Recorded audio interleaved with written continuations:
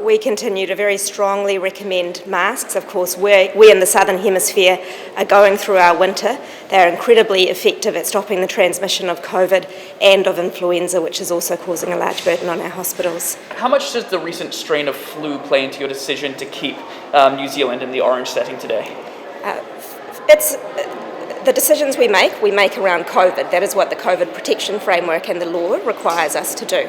However, we know the health system is under wider pressure, and we have to take that into account when we make decisions. So the flu was taken into account when you made this decision? We have to take into account pressure on the health system, and the flu is part of that. But we are not seeking to use the COVID protection framework to prevent flu transmission. Well, given how prevalent the flu is, given that we're coming into the winter months, is it your expectation that New Zealand won't go into the green setting until, even summer this year, even early next year? Look, it's at the moment, the numbers do appear to be trending upwards slightly. We're keeping a very close eye on that. I don't anticipate that we'll be in green during the winter months. We very strongly recommend masks in schools, and in addition, we're supporting schools to improve ventilation in schools.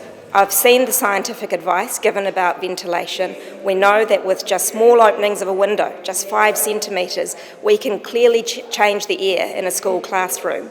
That needs to be implemented, but we're now backing schools with funding for their heating bills so that they can achieve that.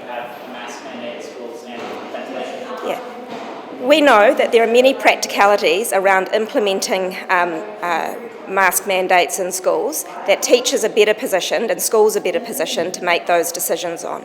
We're backing them to do that by making sure they have everything they need to be able to achieve our recommendation, which is that masks are worn.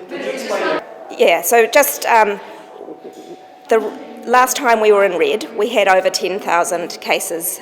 We had over 10,000 cases a day. So we're not at that stage. But what I would say is there are things that everyone can do to prevent us from going to red. So wearing masks, particularly indoors, making sure that you're vaccinated for COVID, the booster has been rolled out, and making sure that you open a window if you're in an indoor setting.